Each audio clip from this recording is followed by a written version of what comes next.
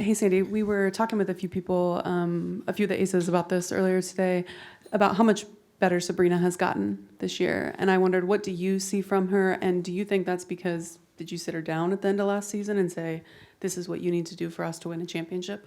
Yeah, 100%. I think we sit down with all the players at the end and we give them, a plan. This is how we think you need to go to the next level. And Sabrina's so professional. She wants to be great. And she went away in the off-season and worked her butt off and came back with more confidence. And, it's the work that she put in. You see her first step got better. That was something we really honed in. You've got to be better there. You've got to be a better defender as well. But her ability to get downhill and finish, floaters, mixing it up, both hands. Credit to the work that she's put in. Hey, Sandy. The team and you have been talking about how this whole idea of you guys haven't accomplished anything being up 2-0. And so I guess, how do you think that whole mindset has really helped the team, I guess, avoid the complacency narrative that, plagued you guys last year? Yeah. Lesson of the experience. This is always positive, even though at the moment, it's a what if. Oh, shit, that happened. And then it's for us, we haven't done anything. We had goals set out. Let's try and, finish number one. Home court was going to be important for us. We did that. And that was about being a process-oriented team, like focusing on one game at a time. We got through, let's win the first round, let's win the second round. You have to win 3 games. We haven't won 3 games yet. So, so that's our motivation and learning from what it felt like. I mean, that's a great motivation, isn't it? Like, you had opportunities, could have, should have, didn't. So now it's on us to make sure we bring that energy. And also, Becky was just in here, and she's spoken a lot about the layups that you guys have been able to get. I guess she has really addressed it with her team, and it seems like there's going to be less space there. So I guess knowing that they're not going to come as easily as they have, how have you and the team worked to anticipate that? We'll see if we get layups or not. Time will tell. I mean, if you keep moving them around, you can get downhill. If they want to overhelp, maybe we'll make more threes. So you just take what the defense gives us. And, that's Becky over there working out what she needs to do. I mean, we're over here trying to work out what we need to do. And in the end, we respect our opponent. They're a great team. They're the champions, defending champions. We know they're going to come out. But we still need to make sure we focus on what we need to do at both ends of the floor. Since you brought everyone back and you were talking about the work that Sabrina did in the off-season, what does your relationship looked like with those players in the off-season? How often were you checking in? Was it just texts? What did that look like? Mostly just texts. I mean, Olaf did spend a lot of time with Stewie around the world, working on, and, other players are overseas. JJ was overseas. A lot of them were overseas. But Sabrina, we kept in pretty regular contact with her, have some Zooms here. I flew out to LA, or I flew out to LA, not to coach her there, just to watch, and continue to build relationships, getting to know. I have only coached Sabrina, it's my 3rd year. So the more time you spend with someone, you get to know them. And, and it goes both ways, It's not just, just trust each other.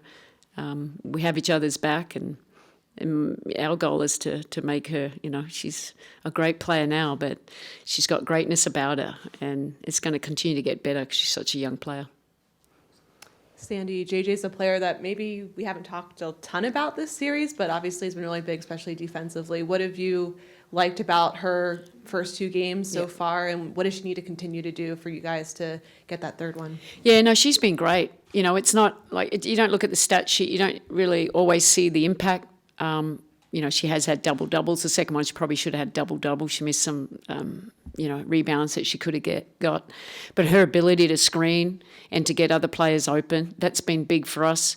Her ability to get on the boards, that's been great for us. And sometimes it doesn't even show up on the stat She has to go to, the MVP. That's a handful in itself. And Asia's a great player, and she's making it as hard as can be for her. And I think JJ's very businesslike. She's doing whatever it takes, and that's what each and every one It's not about how many touches you get. It's what do I need to do for us to win this game. And I think they've all taken that on. Hi, Coach. Just a quick one going back to game 2. Naturally, Jonquel and Brianna Stewart can take advantage of size mismatches, but we also saw some of the random flashes and random steals from Leonie Feebish. Was that just identifying a player in foul trouble, or was that a point of emphasis that you wanted to hit on in that game? Kelsey Plum was guarding them, so that's probably why we're posting her up. There's a mismatch there. We got some good length. So going with what works. I'd like to get Stewie a little bit more in the post too. I think we could get her a little bit more in there. I think, she does have that size advantage. But for us, it's continue to play in the right way. Just keep moving the ball and getting people open with our screening, our movement, our spacing, and just making really good decisions. Yes, will they bring congestion today? I think so. I mean, Becky's spoken about it a lot. So, they've been bringing a lot of congestion. Asia goes every time, but sometimes if we move them, will they always be in their spot? So we've got to be smart with how we execute today. If it's not open, it's not open. Find the open player. Sandy, this does not apply to this year, obviously, but do you think that we should be playing 7-game series in all of the playoffs, at least in the finals? Like, you played in this league also, so you've seen the growth. But what do you think about that? Yeah, I think that's probably the direction we probably should take. Maybe not in every round. That'd be a lot more games, wouldn't it? But especially I think in the final 7, because they're always pretty competitive. So we'll see if that's something that will be changed. We'll take a few more from Zoom, starting with Jeff.